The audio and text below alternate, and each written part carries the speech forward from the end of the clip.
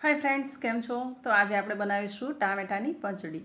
અને આને અજે રાયતા તરીકે પણ ઉપયોગમાં લઈ શકાય ને રાયતું પણ બોલી શકાય. તો આપણે એક ટામેટું લઈ લીધું છે અને એને આપણે બોઇલ કરી લઈશું. એટલે મતલબ આ રીતે ખુલ્લા પાણીની અંદર 1 ગ્લાસ પાણી ગરમ કરી અને આ ટામેટાને વચ્ચેથી કટ લગાવી અને આપણે કૂક કરી લઈશું. ત્યારબાદ ચેક કરી લઈશું કે ટમેટું બરાબર બફાઈ ગયું છે કે નહીં, અને એની ઉપરથી છાલ ઉતારી અને આપણે એને એકદમ ક્રશ કરી લઈશું. એકદમ ટેસ્ટફુલ બને છે અને રૂટિંગ ડીશમાં પણ તમે આને સામેલ કરી શકો છો અને એકદમ સરસ ટેસ્ટી એવું આ પંચડી બને છે ટામેટાની. તો આ રીતે બહાર કાઢી અને આપણે છાલ ઉતારી લઈશું.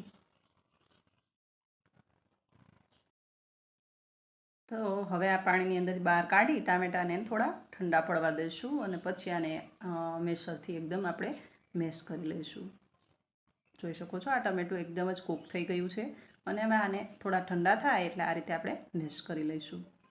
એકદમ સરસ બને છે આ પંચડી અને એકદમ ઇઝી પણ છે અને સ્વાદ પણ 100 ગણો વધી જાય જ્યારે ડીશમાં પંચડી હોય.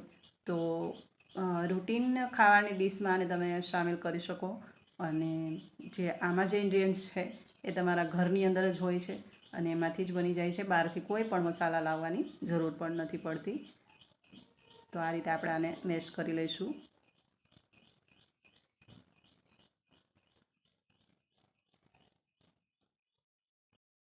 અને આ પંચડીની અંદર આમ તો 2 જ મેન ઇન્ગ્રીડિયન્ટ્સ છે, બાકી તો ઘરના મરી મસાલા છે. તો જે મેન 2 ઇન્ગ્રીડિયન્ટ્સ છે એ તો આપણા ઘરમાં જ અવેલેબલ હોય છે. તો હવે આ રીતે આને બરાબર આપણે મેશ કરી લીધેલું છે.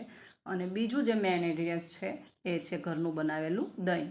તો અહીંયા મારે જે દહીં છે એ થોડું પતલું છે અને તમારે આમાં ગાઢું દહીં લેવાનું છે. મતલબ ઘાટું થોડું દહીં હોય ને એવું દહીં લેશો ને તો એકદમ સરસ આ પંચડી બનીને તૈયાર થશે. અને આ દહીંને છે ને એકદમ આ રીતે ફેટી લેવાનું છે. દહીં ફેટાઈ જાય પછી આ ટમેટાં અને દહીંને આપણે મિક્સ કરવાનું છે. જોઈ શકો છો આ રીતે 1 કપ મેં દહીં લીધેલું છે અને હવે આ ટામેટાની અંદર આપણે આ દહીંને એડ કરી દઈશું.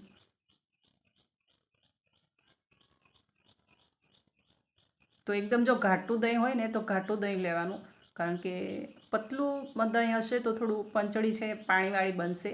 એટલે આમાં થિકનેસવાળું દહીં હોય એ જ લેવાનું છે. અને આને બરાબર આપણે મિક્સ કરી લઈશું. ત્યારબાદ અહીંયા મરચી લીધેલી છે જે સ્પાઇસી આવે છે, એકદમ નાના નાના કટ કરી લીધેલા છે ને મરચીને આની અંદર આપણે એડ કરી દઈશું. થોડા લીલા ફ્રેશ ધાણા છે અને સ્વાદ પ્રમાણે બીજા પણ અન્ય મસાલા પણ કરી શકો. દાડમના દાણા છે અને સ્વાદ પ્રમાણે નમક. એકદમ ટેસ્ટફુલ આ પંચડી બનીને તૈયાર થાય છે અને રૂટીન જે ડીશ હોય એમાં તમે આને સામેલ કરી શકો છો. હવે વઘાર કરવા માટે અહીંયા થોડું એવું તેલ લીધેલું છે, એમાં રાઈ એડ કરી દઈશું. રાઈ તળે એટલે આપણે થોડી એવી હિંગ અને કડી પત્તા એડ કરીને ઉપરથી આને વઘાર કરીને રેડી દઈશું ને ત્યારબાદ આ રીતે ચમચી ફેરવી દઈશું, એકદમ મિક્સ કરી લઈશું.